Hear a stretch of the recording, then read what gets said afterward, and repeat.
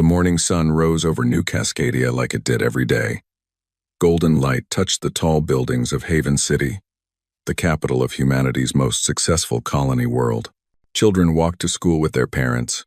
Workers headed to offices and factories. Farmers in the countryside checked their crops. It was a normal day, a peaceful day, on a world that had known nothing but peace for 60 years. 18 million people lived on New Cascadia. They had built something beautiful here. The planet had green forests, blue oceans, and mountains that touched the clouds. Humans had come here 2 generations ago, and they had made it their home. They were proud of what they had created. They felt safe. They should not have felt safe. High above the planet, hidden behind the largest moon, a fleet waited. 200 ships sat in the darkness of space. They belonged to the Vethkai Dominion, a species that had traveled between stars for 10,000 years. The Vethkai were hunters. They were slavers.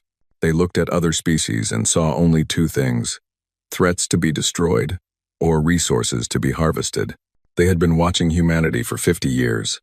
They had studied human colonies, counted human ships, and measured human strength. Their conclusion was simple. Humans were weak. They were young. They had only been traveling through space for 200 years. They had no powerful allies, no ancient weapons, no great fleets. They were perfect targets. Commander Vethrak stood on the bridge of his flagship. He was tall and thin, with gray skin and 4 arms. His eyes were completely black, like pools of oil. He looked at the blue and green planet on his viewing screen and felt nothing but hunger. "Begin the attack," he said. The Vethkai fleet moved like a wave of death. They came around the moon and descended on New Cascadia before anyone knew what was happening. The colony's defense stations fired their weapons, but there were only 12 stations against 200 ships. They were destroyed in minutes. The first bombs fell on Haven City at 9:47 inches the morning, local time. Maria Santos was walking her daughter to school when the sky turned orange. She looked up and saw fire falling from the clouds. She grabbed her daughter and ran, but there was nowhere to run. The streets filled with screaming people. Buildings collapsed. The air became hot and thick with smoke. Maria found shelter in a basement with 30 other people. They held each other and listened to the world ending above them. Her daughter, Sophia, was only 7 years old. She kept asking why this was happening. Maria had no answer. The bombing lasted for 6 hours. When it stopped, the Vethkai landing ships came down. Thousands of soldiers poured into the ruined cities. They were not there to conquer. They were there to harvest. The Vethkai separated the survivors into groups. The old and the sick were killed immediately. They had no value. The young and healthy were put in chains and loaded onto transport ships. They would be taken back to Vethkai space, where they would work in mines and factories until they died. Maria and Sophia were separated. Maria screamed and fought, but a Vethkai soldier hit her with the back of his weapon and she fell unconscious. When she woke up, she was in a dark metal room with hundreds of other humans. Her daughter was gone. She would never see Sophia again. The attack on New Cascadia lasted 3 days. When the Vethkai finally left, they took 4 million humans with them as slaves. They left behind 14 million dead. Haven City was nothing but ash and rubble. The forests were burned. The rivers were poisoned. A world that had been beautiful was now a graveyard.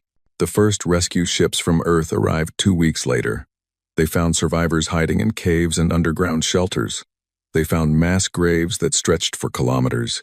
They found recording devices that had captured everything: the screams, the fire, the separation of families, the cruelty of the Vethkai soldiers. Captain James Chen was one of the first responders. He walked through the ruins of Haven City with tears running down his face. He had family here. His brother, his sister-in-law, and their 3 children had lived in this city. He searched for days, but he found only their names on a list of the dead. He stood in the ashes of their home and made a promise. He did not speak the promise out loud. He did not need to. It was written in his heart with fire and pain. Someone would pay for this. Someone would answer for the 18 million. The news of New Cascadia spread across human space like a shockwave. On Earth, people gathered in the streets and wept. On the colony worlds, families searched desperately for news of loved ones. The entire human species had been wounded. They had never experienced anything like this. They had known war on their own world, but this was different.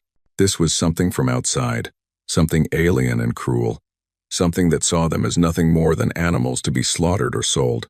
The government of the United Earth Federation sent an emergency message to the Galactic Concord. This was the Great Council of the Galaxy, where the 12 elder races made decisions that affected all of known space. The Concord was supposed to keep peace. The Concord was supposed to protect the weak from the strong. Surely, the Concord would help.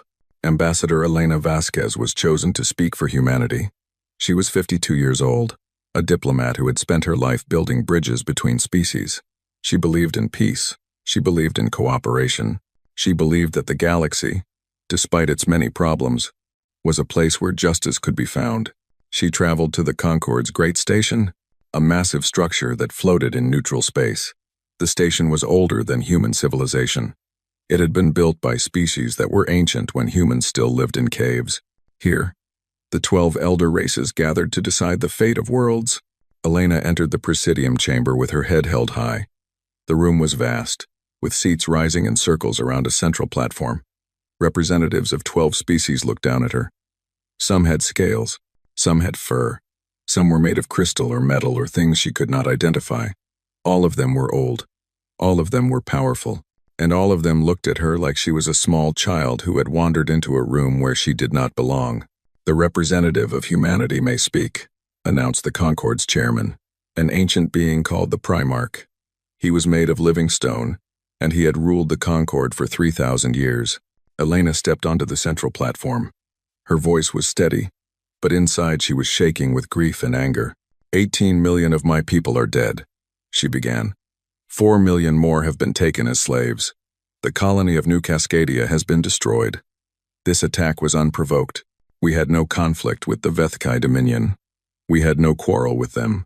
They came to our world and murdered our children because they could, because they wanted slaves, because they knew no one would stop them. She paused and looked around the chamber. The representatives watched her with expressions she could not read. "We come to this Concord seeking justice," she continued. "We ask for the return of our people who were taken. We ask for punishment of those who planned and executed this attack. We ask for guarantees that this will never happen again. We ask for what any species would ask for when their innocent children have been burned and enslaved." When she finished speaking, there was silence. Then the Vethkai representative rose to respond. His name was Kethvor, and he was the cousin of the commander who had led the attack. He looked at Elena with his black eyes and spoke in a voice that dripped with contempt. "The human representative speaks of murder and slavery as if these are unusual things," he said. "They are not. The galaxy is not a gentle place. The strong take from the weak. This has always been true. This will always be true. Humanity is a young species.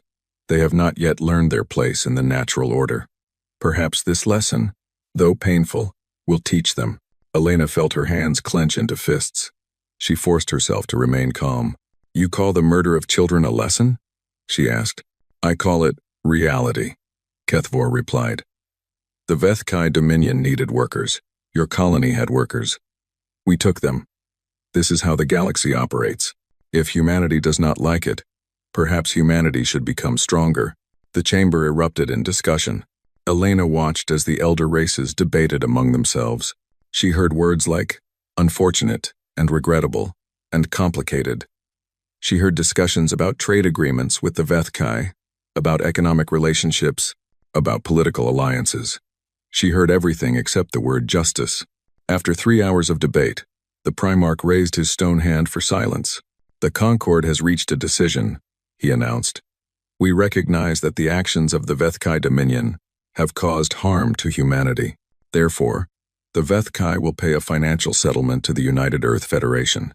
The amount will be determined by a committee. Additionally, the Vethkai representative will issue a formal apology to humanity. The matter is considered closed." Elena stared at the Primarch in disbelief. "Financial settlement?" she repeated. 18 million dead, and you offer us money?" "The Concord has spoken," the Primarch replied. "This is our decision." "What about the slaves?" Elena demanded. "What about the 4 million humans who are being worked to death in Vethkai mines right now, at this very moment?" The Primarch was quiet for a moment. Then he said, "The internal practices of Concord members are not subject to Concord regulation. The Vethkai are free to manage their workforce as they see fit." Workforce, Elena repeated. You call slaves a workforce. The terminology is not the Concord's concern. Elena looked around the chamber. She looked at the crystal beings and the stone beings and the scaled beings and all the other ancient species who had ruled the galaxy for so long that they had forgotten what it meant to be young and weak and hurt. So this is your justice, she said. Money and empty words. Our children are dead, and you offer us money. Our families are in chains, and you tell us it is not your concern. This is the protection the Concord offers to its members. The Primarch's stone face showed no emotion. Humanity is not a member of the Concord, he said. You are an observer species. You have no rights here except those we choose to grant you. Then what must we do to become members? Elena asked. Membership requires a unanimous vote of all 12 elder races. The Primarch replied. It also requires a minimum of 10,000 years of interstellar civilization. Humanity has existed as a spacefaring species for 2 centuries. You will be eligible for membership consideration in approximately 9,800 years. Elena felt something break inside her. It was not her heart. Her heart had broken when she saw the recordings from New Cascadia. What broke now was her faith. Her faith in the galaxy. Her faith in cooperation. Her faith in the idea that if you spoke reasonably and asked for help, help would come. She understood now that she was alone. Humanity was alone. The great powers of the galaxy did not care about human children burning. They did not care about human families torn apart. They cared about trade and power and keeping things the way they had always been. She was about to leave the platform when Kethvor spoke again. Ambassador Vasquez, he said, you should accept the settlement. Be grateful for what you receive.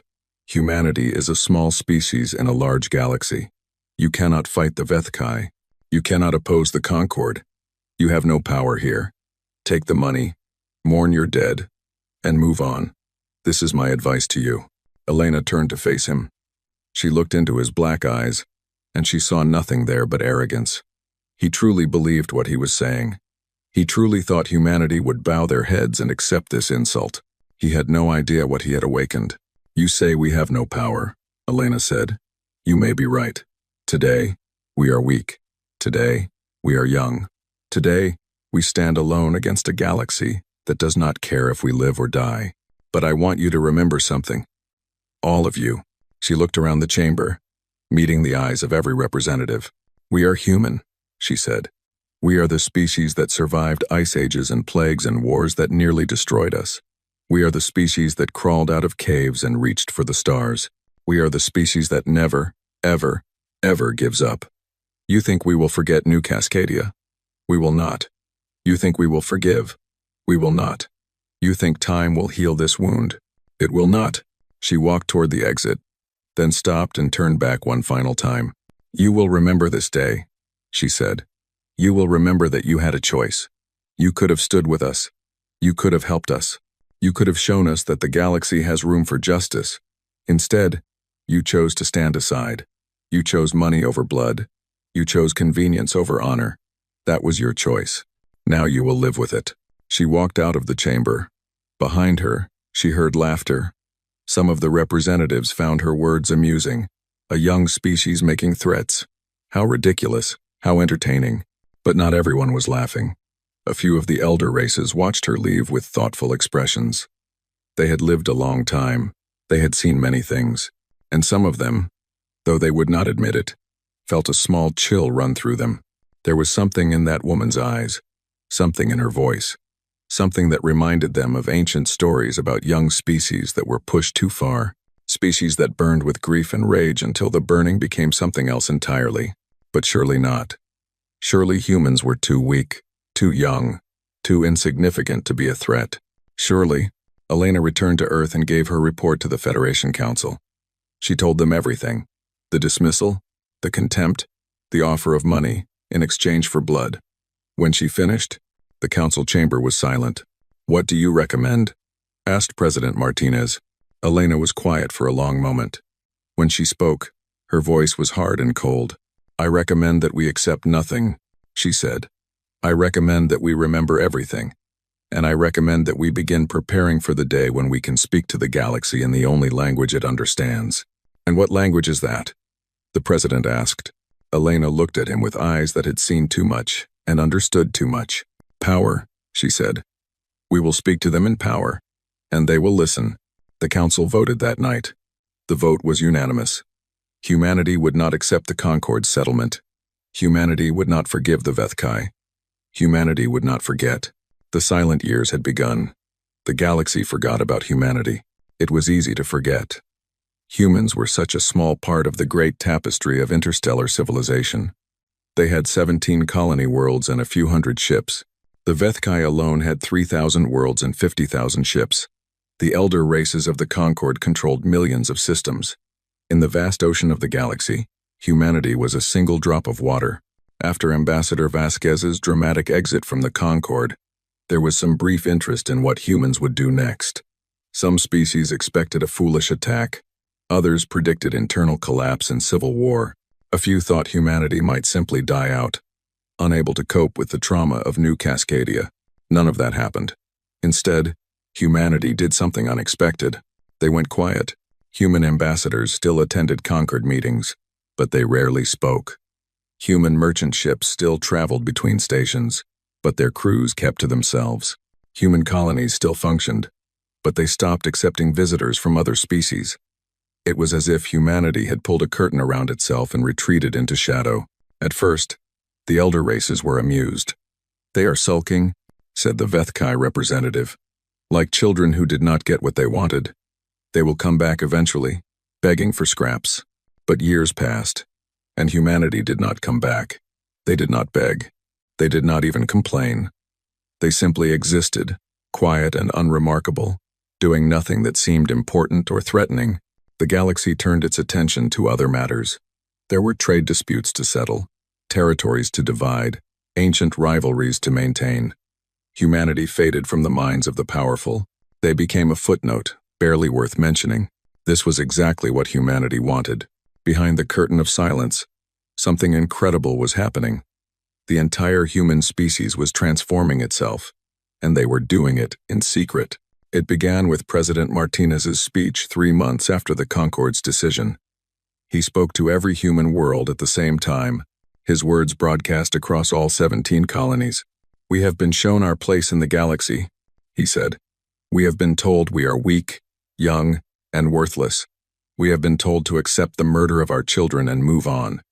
We have been told there is nothing we can do. He paused, and when he spoke again, his voice was steel. They are wrong. He announced the creation of Project Phoenix. It was the largest undertaking in human history. Every human world would contribute. Every human being would play a part. The goal was simple to state but almost impossible to achieve. In 30 years, humanity would become a power that the galaxy could not ignore. We will not forget our dead, Martinez said. We will carry them with us. Their memory will fuel us. Their sacrifice will inspire us. And one day, when we are ready, we will demand the justice we were denied. Not as beggars, as equals. The response was overwhelming. On every human world, people volunteered for whatever was needed. Scientists worked double shifts. Workers rebuilt factories. Teachers rewrote education programs. Parents told their children stories about New Cascadia, making sure the memory would never fade. The transformation touched every part of human society. The economy was restructured for war production. Luxury goods became rare, as resources were redirected to weapons research and ship construction. People accepted rationing without complaint. When someone was asked why they were willing to give up so much, the answer was always the same. For New Cascadia, for the 18 million, the education system was revolutionized. Every school taught the history of what had happened. Every child learned the names of the dead. Not all 18 million, of course, but enough to make the loss real. Sofia Santos, age 7. Michael Chen, age 12. Emma Okafor, age 5. The names were recited like a sacred text, a prayer of remembrance that bound generations together. Military academies expanded to 10 times their previous size. Young people who had grown up hearing stories of New Cascadia signed up in massive numbers. They did not want revenge for themselves. They wanted justice for their parents and grandparents, for the empty chairs at family tables, for the photographs of relatives they would never meet. Captain James Chen, who had walked through the ashes of Haven City and lost his brother's family, rose through the ranks. He was not promoted because of his grief. He was promoted because he was brilliant. He understood space combat in ways that the elder races did not. He thought differently, planned differently, fought differently. The Vethkai expect us to fight like them, he told his students at the academy. They expect formation battles, honor duels, predictable tactics. We will not give them what they expect. We will give them nightmares. He developed new doctrines of warfare: speed over strength, coordination over individual glory, adaptation over tradition. Every ship would think for itself, while moving as part of a greater whole. The enemy would face not a fleet but a swarm, intelligent and relentless. The scientists worked even harder than the soldiers. Human technology had been decades behind the elder races. That gap had to be closed and then surpassed. Dr. Sarah Kim led the Weapons Research Division.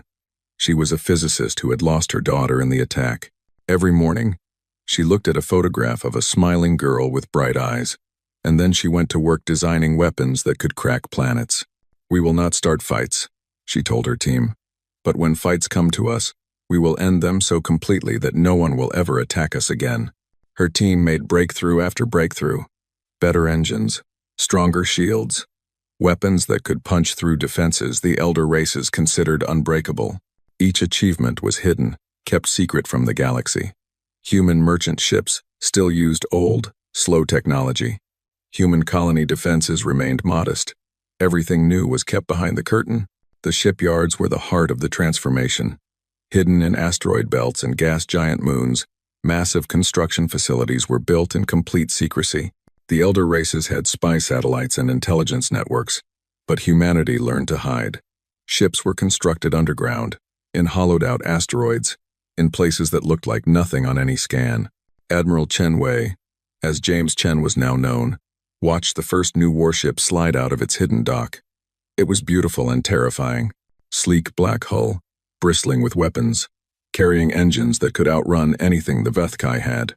He had named the class Vengeance. "How many can we build?" he asked. "As many as we need," the shipyard commander replied. "The entire human species is working on this. We can build as many as we need." By the 10th year, humanity had 1,000 new warships hidden in secret locations.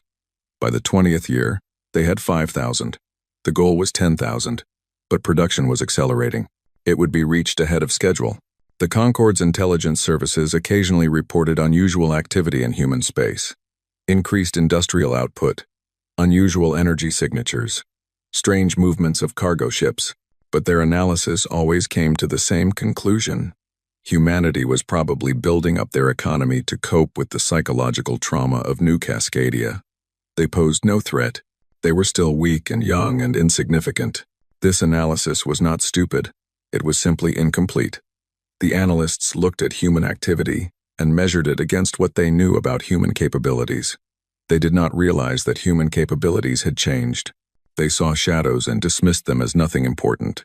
The Vethkai grew bolder during the silent years. 10 years after New Cascadia, they raided another human colony called Farhaven. The attack was smaller than the first one, only 200,000 taken as slaves, but it was just as brutal. Humanity did not respond. The Concord representative from Earth expressed deep concern and strong disappointment. Human merchant ships continued to trade peacefully. Human colonies remained quiet. It was as if the attack had never happened. The Vethkai laughed. They had been slightly worried after New Cascadia, wondering if humanity might do something stupid. But clearly, humans were too broken to fight back. They were perfect prey, smart enough to work but not strong enough to resist. 20 years after New Cascadia, the Vethkai attacked again. This time they hit a colony called Prosperity, taking 500,000 humans. Again, there was no military response. Again, humanity seemed to simply accept its losses. "They are completely domesticated," Kethvor told the Concord Presidium. "We have shown them who is dominant. They will never challenge us. They know their place." If Kethvor had been able to look behind the curtain, he would have seen something very different. After each attack, the rescued recordings were shown to every human being old enough to understand. The screams, the fire, the families torn apart. Each new atrocity added fuel to the fire that burned in human hearts. Admiral Chen Wei gathered his officers after the Prosperity raid. His face was calm, but his eyes burned with cold fury. "How much longer?" he asked. 10 more years to reach optimal readiness," his chief of staff replied. "But we could strike now if needed. We have 7,000 ships. We have trained crews. We have—" "No," Chen Wei said. "We wait. We prepare. We make ourselves so strong that when we finally move, there will be no doubt about the outcome. Our children have waited 20 years for justice. They can wait 10 more. When we strike once. We strike completely. And we never have to strike again." He walked to a window that looked out into space. Somewhere out there, millions of humans were being worked to death in Vethkai mines. Somewhere out there, the elder races were laughing at humanity's weakness. Somewhere out there, the galaxy thought it had seen everything humanity had to offer. They were wrong. The 30th anniversary of New Cascadia approached. Humanity had changed beyond recognition. The quiet, peaceful species that had been attacked was gone. In its place was something new, something patient, something dangerous. Every human child knew the names of the dead. Every human soldier had trained for a war that was coming. Every human scientist had built weapons that would reshape the galaxy. And every human being, from the oldest grandmother to the youngest child, carried the same fire in their heart. They called it the remembrance. It was more than memory. It was identity. It was purpose. It was the thing that bound 20 billion humans together across 17 worlds. They were no longer just a species. They were a cause. Maria Santos was still alive. She was 82 years old now, living in a small apartment on Earth. She had never stopped searching for her daughter, Sophia. She had never found her, but she had not given up hope. Every year on the anniversary, she lit a candle and spoke her daughter's name. "Sophia Santos," she would say. "Age 7. Taken from New Cascadia. Never forgotten." Millions of humans did the same thing. 18 million candles lit across 17 worlds. 18 million names spoken into the darkness. It was the most beautiful and the most terrible ritual in human history. Admiral Chen Wei gave a speech on the 29th anniversary. He was old now, his hair gray and his face lined with years of work and waiting.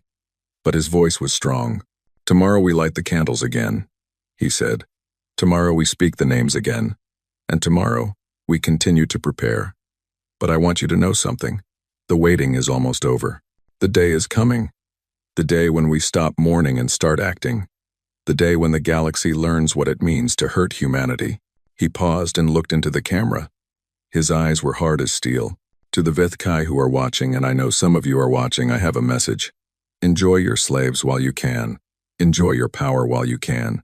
Because your time is ending. You taught us that the galaxy respects only strength. We have been good students. Soon, you will see how much we have learned." The speech was broadcast across human space. It was also intercepted by Vethkai intelligence, who passed it to their government. Commander Vethrak, now an old warrior who had commanded the New Cascadia attack, read the transcript and laughed. "They have been making these threats for 30 years, he said. "Empty words from a beaten species. If they had the power to hurt us, they would have used it already. They are bluffing." He would remember those words a year later. When the sky above his home world filled with human ships, he would remember them as everything he had ever known burned around him. But that was still to come. For now, the galaxy remained calm. The elder races continued their ancient games of power. The Vethkai continued to prey on the weak, and humanity continued to wait. Silent and patient, counting down the days until the remembrance became the reckoning. In the hidden shipyards, the last of the Vengeance-class warships was being completed. It was the 9,000th ship, and it would be Admiral Chen Wei's flagship. He visited it during construction, walking through its empty corridors, imagining the crew that would soon fill them. On the bridge, he found a plaque that the workers had installed.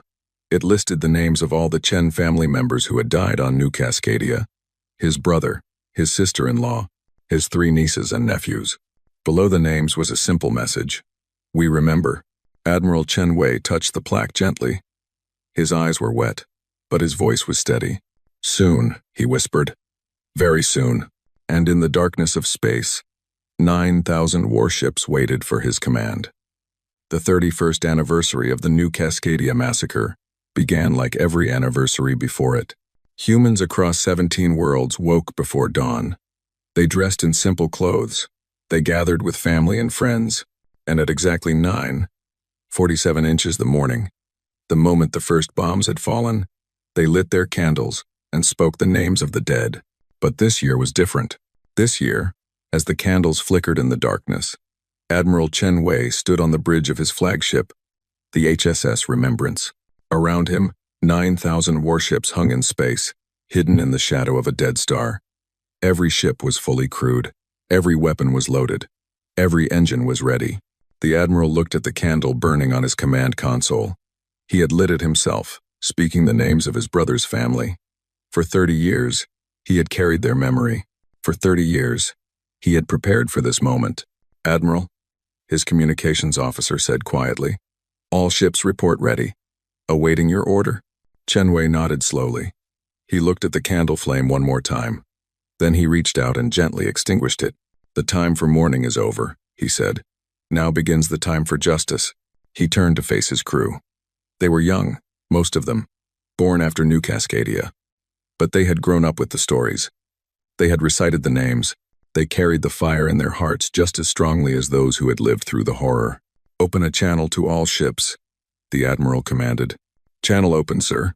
Chen Wei took a deep breath. When he spoke, his voice carried across 9,000 bridges, reaching hundreds of thousands of ears. "This is Admiral Chen Wei. 31 years ago, our children burned. Our families were taken in chains. Our cries for justice were answered with laughter. Today, we give our answer." He paused, letting the words sink in. "We do not fight for conquest. We do not fight for glory. We fight for the 18 million. We fight for the names we have spoken every year, year after year, generation after generation. We fight so that no human child will ever be taken in chains again." His voice hardened. "The galaxy told us we were weak. We have become strong. The galaxy told us we were young. We have become patient. The galaxy told us to accept our place at the bottom. Today, we show them where our place truly is." He raised his hand. "All ships, engage engines. Jump to Veth Kai space. The reckoning begins." 9,000 ships vanished in flashes of light, jumping through compressed space toward their targets.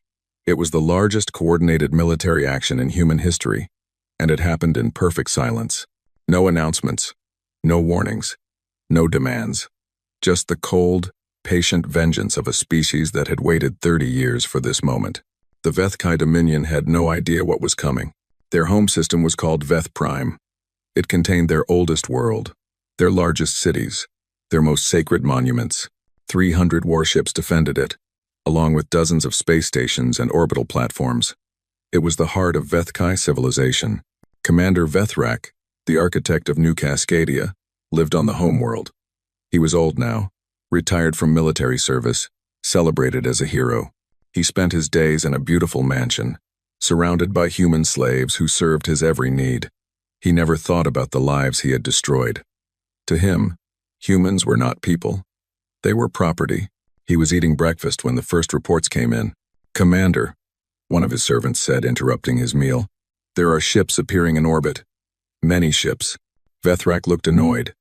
"What ships? Whose ships? They do not match any known signatures." They are human, Commander." Vethrak laughed. "Human ships? How many? A dozen? 2 dozen? Have the defense fleet destroy them. Do not bother me with such trivial matters." The servant's face was pale.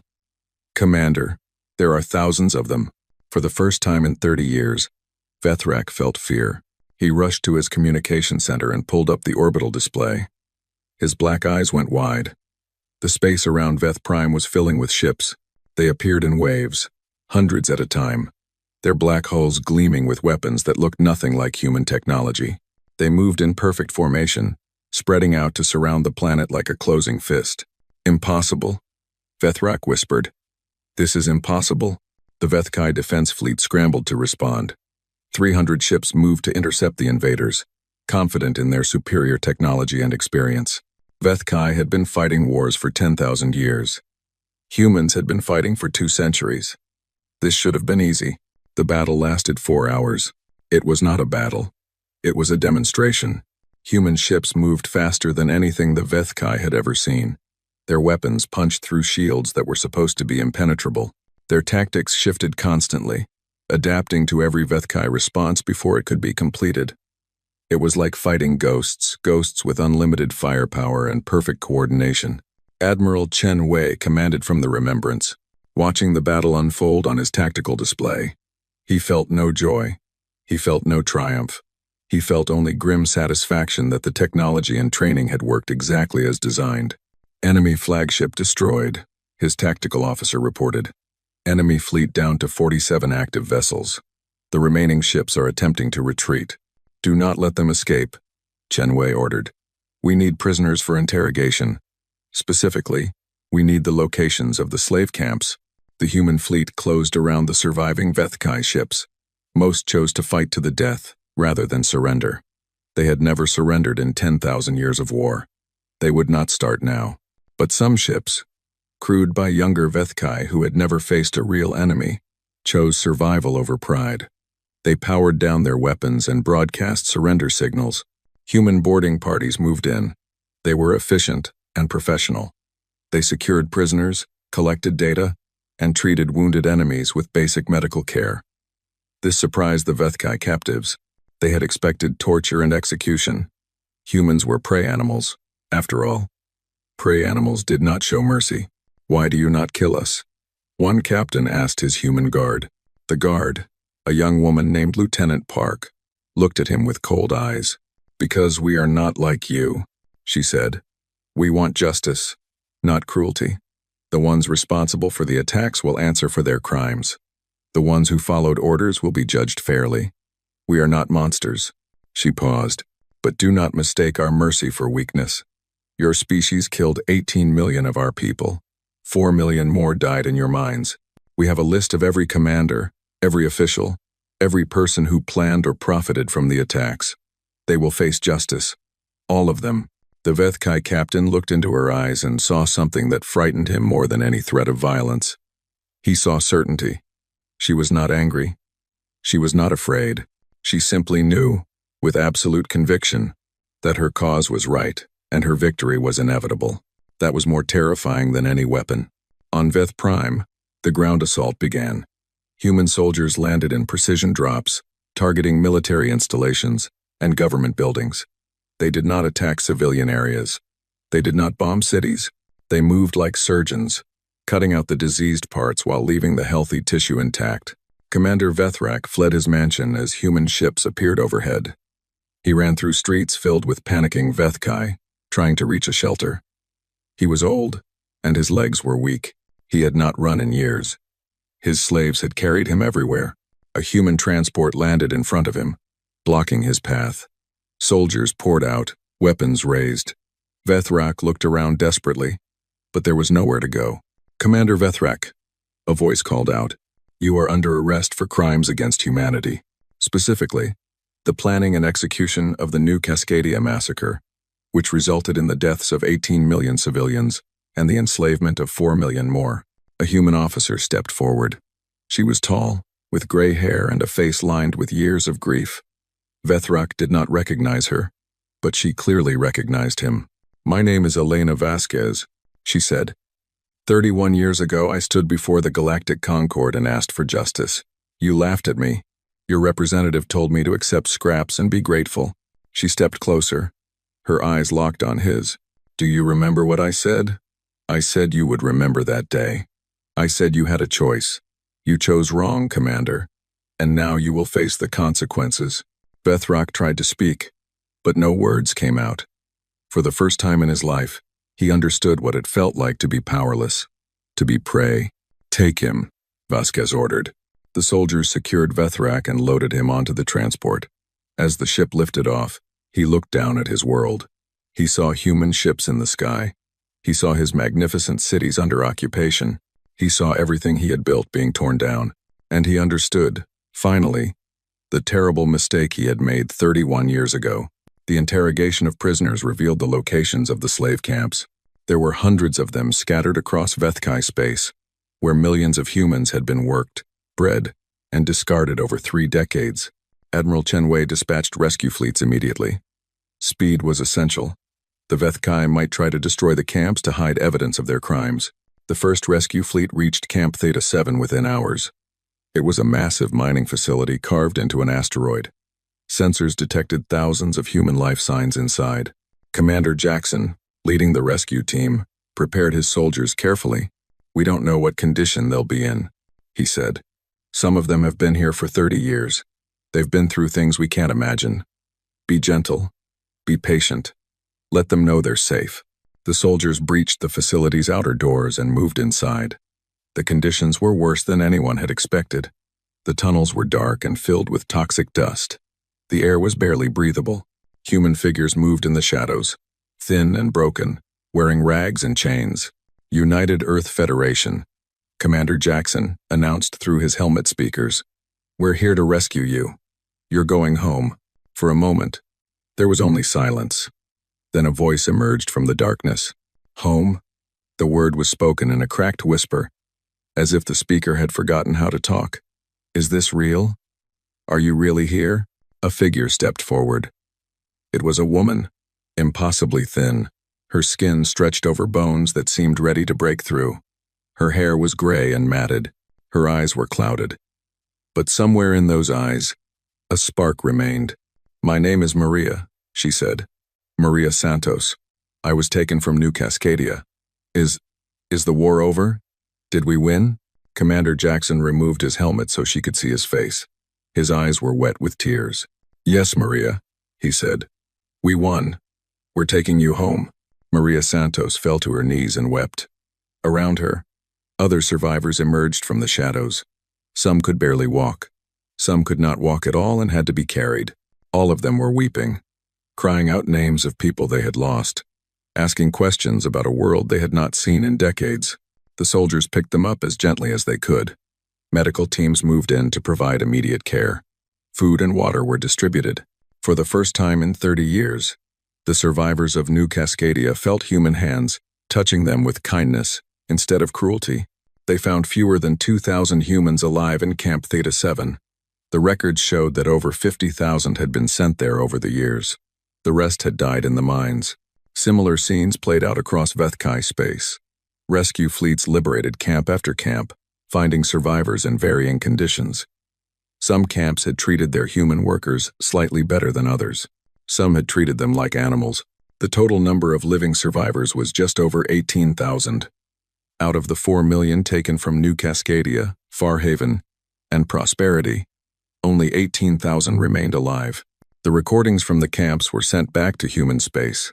They showed the living conditions, the mass graves, the records of deaths. They showed children born into slavery, knowing nothing of freedom. They showed old people worked until they dropped dead. They showed cruelty beyond imagination. Humanity watched, and humanity's fire burned hotter than ever. The Galactic Concord called an emergency session. The elder races were in shock. They had never imagined humanity could do what it had just done. They had never imagined anyone could defeat the Vethkai so completely. The Presidium sent a diplomatic envoy to Admiral Chen Wei, offering to mediate peace negotiations. Surely, they said, enough blood had been spilled. Surely humanity had made its point. Surely it was time to talk. Admiral Chen Wei received the envoys on his flagship. He treated them politely, offering them food and drink. Then he showed them the recordings from the slave camps. The envoys watched in silence. Some of them, to their credit, looked horrified. Others showed no emotion at all. 30 years ago, Chen Wei said when the recordings ended, we came to the Concord asking for help. We were told that the internal practices of Concord members were not subject to Concord regulation. We were told that the Vethkai were free to manage their workforce as they saw fit. He leaned forward. You called slaves a workforce. You told us to accept money for our dead children. You laughed when we asked for justice. The Concord recognizes that mistakes were made. One envoy began. Mistakes? Chen Wei's voice was quiet but dangerous. 18 million dead, 4 million enslaved. 30 years of torture, rape, and murder in those camps. You call that mistakes? He stood and walked to the viewport, looking out at the stars. Your mediation comes 30 years too late, he said. We offered you the chance to stand with us. You chose to stand aside. Now stand aside again. This is not your war. It never was. You made that clear when you refused to help us. Admiral, another envoy said carefully, the Concord has significant military assets. If you continue this campaign, we may be forced to intervene. Chenwei turned to face them. His expression was calm, almost peaceful. Then intervene? He said. We have prepared for that possibility as well. We have spent 30 years preparing for every possibility. And I promise you this, if the Concord chooses to defend the Vethkai, if the Concord chooses to protect slavers and murderers, then the Concord will learn the same lesson the Vethkai are learning right now. He gestured to the viewport, where the burning wreckage of the Vethkai defense fleet still drifted. That lesson is simple, he said. Humanity does not forget. Humanity does not forgive. And humanity does not lose. The envoys left empty-handed. Their report to the Concord Presidium was stark. Humanity could not be negotiated with. They would have their justice, regardless of the cost. The Presidium debated for days. Some argued for intervention. Others counseled caution. In the end, they decided to wait and watch. Perhaps humanity would be satisfied with what they had already achieved. Perhaps they would stop. They did not stop. The systematic dismantling of the Vethkai dominion continued. Human forces moved from system to system, defeating resistance, liberating slaves, and arresting war criminals. It was not a war of extermination. Humanity did not want to destroy the Vethkai as a species. They wanted to destroy the Vethkai as a threat. Every official who had been involved in the slave trade was arrested. Every military officer who had participated in the attacks was captured. Every record of human suffering was collected and preserved for the trials to come. And on 1,000 human worlds, the survivors of the camps were welcomed home. They were given medical care, psychological support, and all the time they needed to heal. Many of them would never fully recover, but they were free. Maria Santos was among them. She returned to Earth and was reunited with cousins she had never expected to see again. When they asked about her daughter Sophia, she shook her head and wept. She died in the camps, Maria said. She was 12 years old. They worked her until she couldn't work anymore. And then she could not finish the sentence. But later that night, she looked up at the stars from her hospital window. Somewhere out there, human ships were still fighting. Human soldiers were still liberating camps. Human justice was still being delivered. We did it, Sophia, Maria whispered. We didn't forget you. We never forgot. And in the darkness of space, the work of the reckoning continued. The Galactic Concord was afraid. For 10,000 years, the elder races had ruled the spiral arm without challenge. They had fought wars among themselves, of course, but those wars followed rules. There were limits. There were negotiations. There was always a point where someone would step back and seek peace. Humanity did not step back. 3 months after the fall of Veth Prime, the human vengeance fleet had conquered 2/3 of Vethkai territory. City after city fell.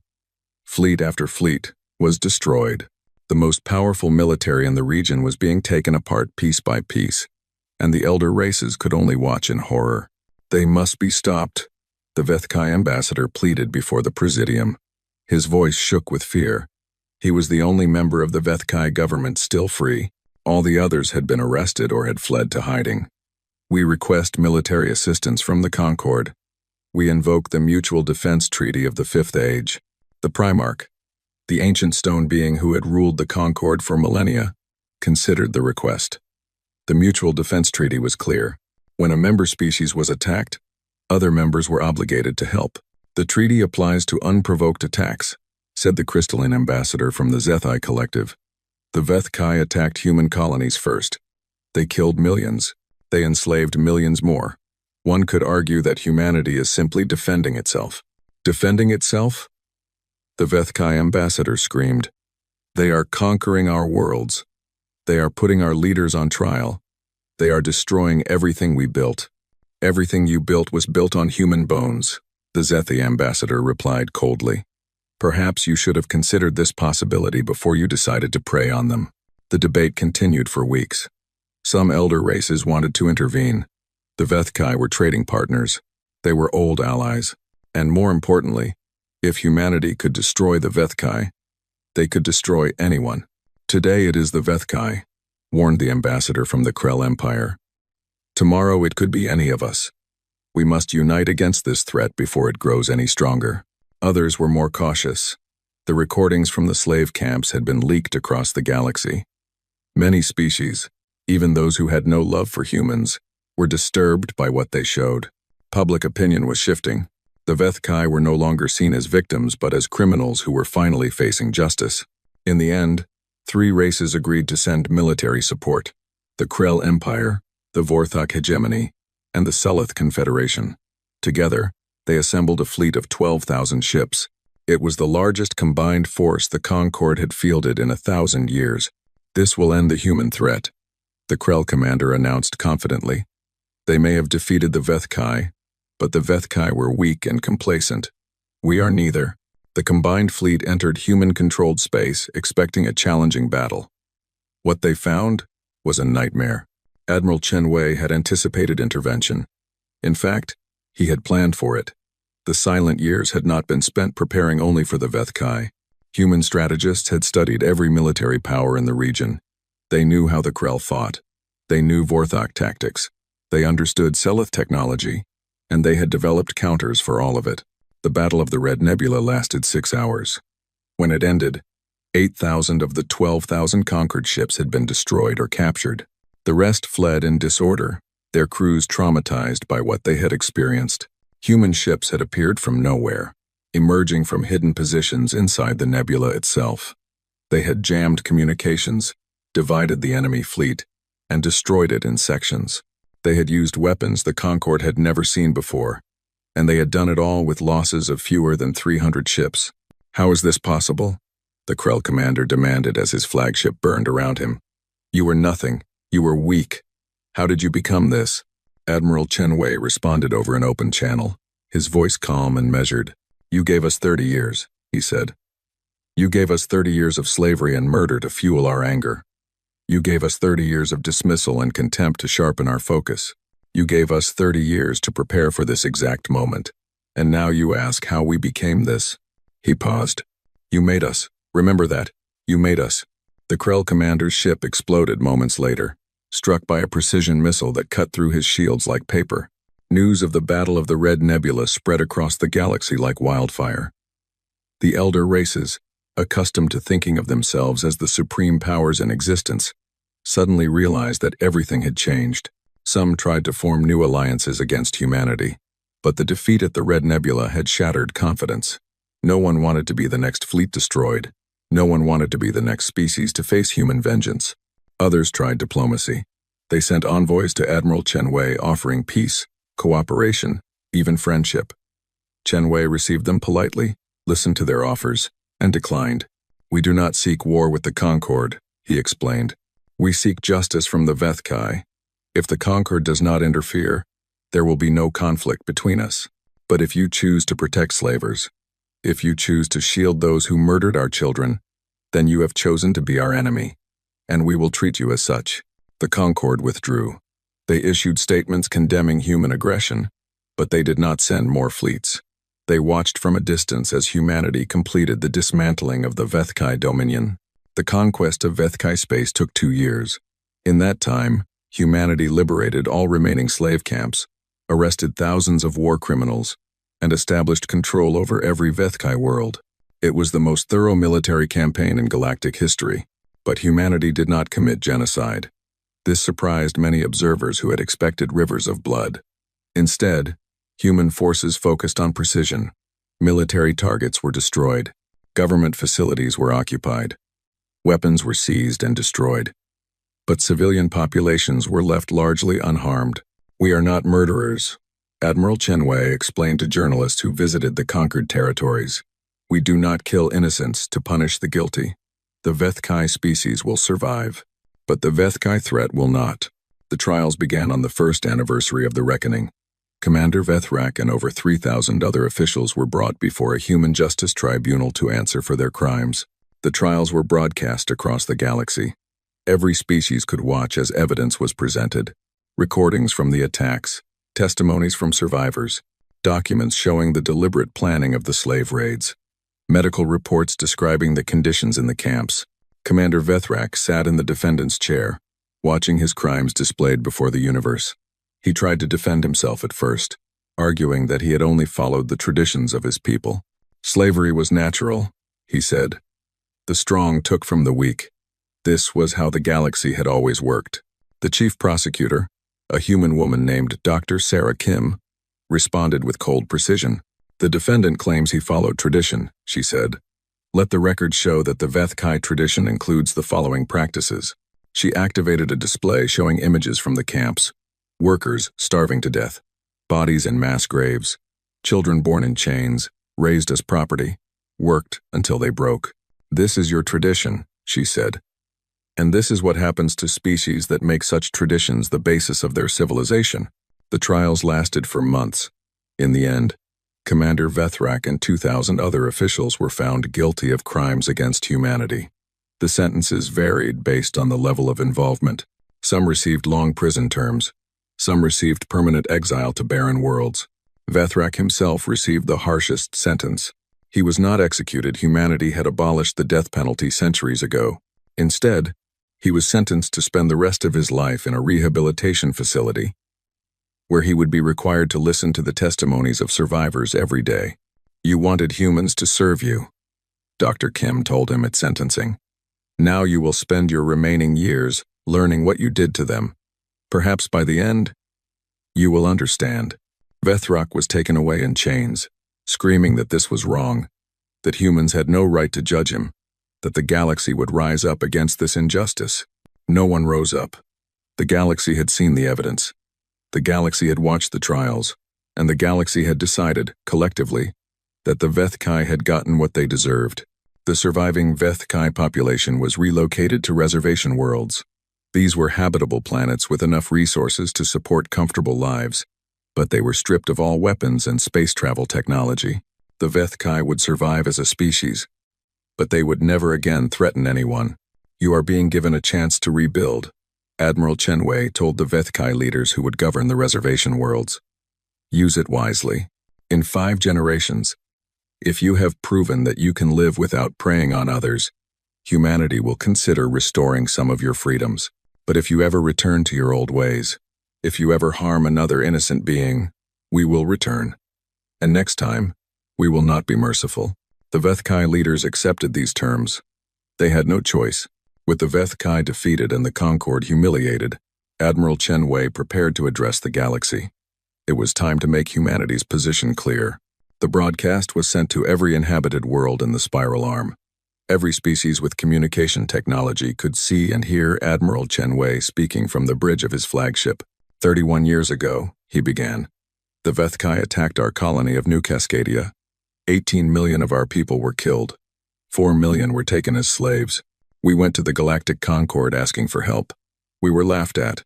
We were told to accept money in exchange for our children's blood. We were told we were weak, young, and worthless. He paused, letting the words sink in across 1,000 worlds. We have proven them wrong. The Veth-Kai Dominion no longer exists. Their military has been destroyed. Their leaders have been tried and punished. Their species has been removed as a threat to the galaxy. This is what we have done. We who were called weak and worthless. His voice hardened. Let this be a lesson to every species watching. We do not want war. We do not seek conquest. We do not desire to rule over others. But we will defend ourselves. We will protect our people. And we will never, ever allow what happened at New Cascadia to happen again. He leaned forward, his eyes burning with intensity.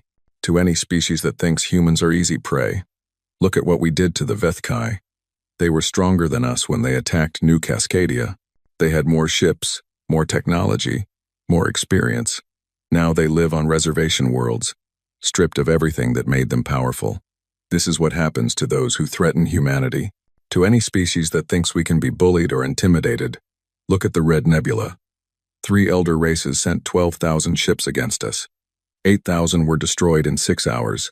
This is what happens to those who stand against humanity. We are not asking for membership in your Concord.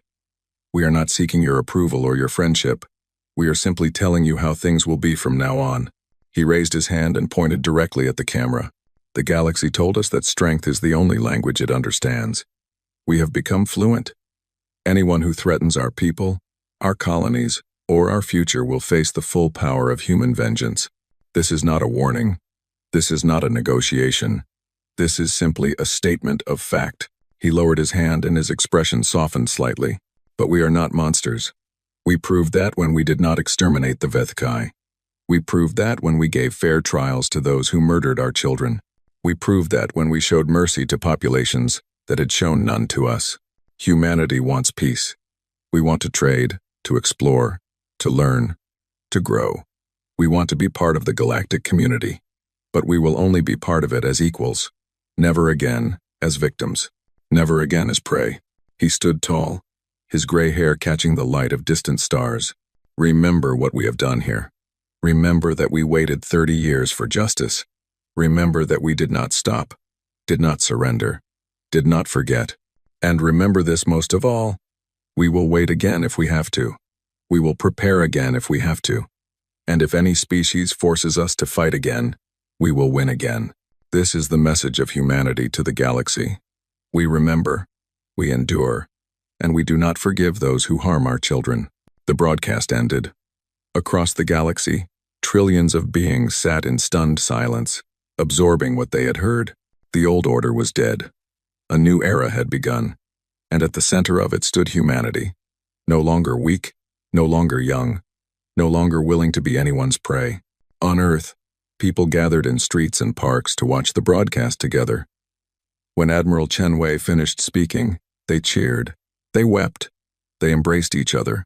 For the first time in 31 years, they felt safe. For the first time in 31 years, the fire that burned in their hearts was matched by power in their hands. And for the first time in 31 years, the names of the 18 million dead could rest in peace, knowing that their children and grandchildren would never suffer as they had suffered. The reckoning was complete. But the story of humanity was just beginning. 5 years had passed since the end of the reckoning. The galaxy was a different place now. The old certainties were gone. The old powers were diminished. And at the center of everything was a species that had once been considered worthless. Humanity had not become an empire. This surprised many observers who had expected them to use their victory as a foundation for conquest. Other species had done this throughout galactic history. You defeated one enemy, then you used your momentum to defeat another, and another, until you controlled as much territory as you could hold. Humans did not follow this path. Instead, they created something called the Human Protectorate. It was not an empire but a defensive alliance. Human worlds protected each other. Human fleets patrolled their borders. Human soldiers stood ready to respond to any threat, but they did not expand. They did not conquer new territories. They did not impose their will on other species. We fight only when we must, Admiral Chenwei explained to the many journalists who asked about humanity's intentions. We built our strength to protect ourselves, not to dominate others. The galaxy has enough empires. We do not need another one. The elder races of the Concord watched humanity with a mixture of fear and confusion. They did not understand a species that had so much power but chose not to use it for expansion. In their experience, power always led to conquest. That was simply how things worked. Slowly, tentatively, some of them began to approach humanity with offers of friendship. The Zethi Collective was the first. They were crystalline beings who valued knowledge and art above military strength. They had spoken against intervention during the reckoning, and their ambassador had defended humanity's right to seek justice. We wish to establish formal diplomatic relations, the Zethi ambassador said when she met with the new human president, a woman named Victoria Okonkwo. We believe our species can learn much from each other. President Okonkwo accepted the offer. Trade agreements were signed. Cultural exchanges were arranged. Zethi scholars came to human universities, and human scientists visited Zethi research facilities. Other species followed the Zethi example. Some did so out of genuine interest in humanity. Others did so out of fear, believing that friendship with humans was safer than hostility. Whatever their reasons, the isolation of the silent years was ending. But humanity did not forget what had happened during the reckoning. They did not forget which species had stood aside when they were attacked, and which species had sent fleets to defend the Vethkai. The Krell Empire, the Vorthak hegemony, and the Seleth Confederation were not welcomed back into human good graces. Their ambassadors were received politely but coldly. Trade with them was limited. Military cooperation was refused entirely. You chose your side at the Red Nebula, President Okonkwo told the Krell ambassador. You sent ships to protect slavers. You tried to stop us from liberating our people from the camps. We will not forget this. But the war is over, the ambassador protested. Surely we can move forward. We can move forward when we are ready. Okonkwo replied. That time has not yet come. Perhaps in a generation. Perhaps in a century. Humanity has a long memory, Ambassador. You should know that by now. The ambassador left empty-handed, just like all the others from his species. The Galactic Concord still existed, but it was weaker than before. Humanity's refusal to join sent a clear message. The old institution was not worthy of respect. Slowly, other species began to form their own alliances outside the Concord framework. The Zethi and the humans established bilateral agreements. The Seleth, embarrassed by their participation in the failed intervention, quietly withdrew from Concord politics. The Primarch, the ancient stone being who had ruled the Concord for 3,000 years, addressed the Presidium on the anniversary of the Red Nebula. We made a mistake, he admitted, his voice heavy with centuries of pride being swallowed. When humanity came to us seeking justice, we turned them away. We told them they were unimportant. We told them their dead children were not our concern. We were wrong. He looked around the chamber at representatives from species who had once considered themselves masters of the galaxy. We created the enemy that defeated us. Every time we dismissed human grief, we added fuel to their fire. Every year we allowed the Vethkai to raid human colonies. We strengthened human resolve. We thought we were teaching them weakness. Instead, we were teaching them strength. Let this be a lesson for the Concord, he concluded. The weak do not stay weak forever. The young do not stay young forever. And those we abuse today may become our judges tomorrow. We would do well to remember this in the future. It was the closest the Concord ever came to apologizing for what they had done. On New Cascadia, the restoration was complete. The planet that had been turned into a graveyard was alive again. New cities rose where old ones had fallen. New forests grew where old ones had burned. New generations played in parks and attended schools where their grandparents had died. The Memorial Plaza at Haven City was the heart of the restored colony. 18 million stone markers stood in perfect rows, each one bearing the name of someone who had been lost. Visitors came from all over human space to walk among the markers, to trace the names with their fingers, to remember. Maria Santos came here every year on the anniversary. She was 92 now, frail but still strong enough to make the journey. She walked slowly through the rows until she found the marker she was looking for. Sofia Santos, age 7, taken from New Cascadia, died in captivity, never forgotten. Maria knelt in front of the marker, her old bones protesting. She placed a small bundle of flowers at its base. I came home, Sophia, she whispered. I survived, and I came home. I wish you could have come with me. I wish I could have protected you. But I couldn't. All I could do was remember. She touched the stone gently. They came for us, baby girl. They came with ships and soldiers and all the power we dreamed about in those terrible years. They broke the Vethkai. They punished the ones who hurt us. They set us free. Tears ran down her wrinkled face. You didn't die for nothing. None of you died for nothing. Your suffering made us strong. Your memory gave us purpose. And now, because of what happened here, no human child will ever suffer the way you suffered. She struggled to her feet, refusing help from the caretaker who stood nearby. I'll see you again soon, my love. Not today, but soon. Wait for me. She walked away slowly, her figure small against the endless rows of markers. Behind her, the sun set over the restored city, painting the sky in shades of gold and red. Ambassador Elena Vasquez, now 93 years old, gave an interview on the 40th anniversary of the massacre. She sat in a comfortable chair in her home on Earth, surrounded by photographs of her long career. Reporters from every major human news network had gathered to hear her thoughts. Do you have any regrets about the path humanity chose? One reporter asked. Elena was quiet for a long moment, remembering the chamber of the Presidium, the laughter of the elder races, the contempt in Kethvor's eyes when he told her to accept scraps. The galaxy offered us peace without justice, she finally said. They offered us money instead of accountability. They wanted us to move on. to forget our dead, to accept our place at the bottom of their hierarchy. They didn't understand what they were asking. She shifted in her chair, her old body uncomfortable but her mind sharp as ever. We are human. We love deeply, grieve deeply, and when our children are taken from us, we do not rest until the scales are balanced. The elder races called us primitive for this. Perhaps we are, but our children sleep safe now. Our colonies grow without fear. Our dead are avenged. Was there another path? She continued. Perhaps, but they didn't offer us one. They offered us silence and submission. We chose to speak, and we spoke in the only language the galaxy understood. What about the future? Another reporter asked. What do you hope for humanity going forward? Elena smiled, the expression both warm and sad. I hope we never have to fight like that again. I hope the galaxy has learned its lesson. I hope other species will treat each other with more respect than they treated us. She paused. But if we do have to fight again, I know we will. That fire we discovered in ourselves, that determination, that refusal to surrender, it's part of us now. It's in our blood, our culture, our very identity. We will never go back to being the innocent, trusting species we were before New Cascadia. That innocence was burned away with our children.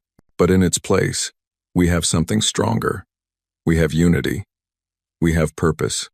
We have the knowledge that we can face any challenge and survive.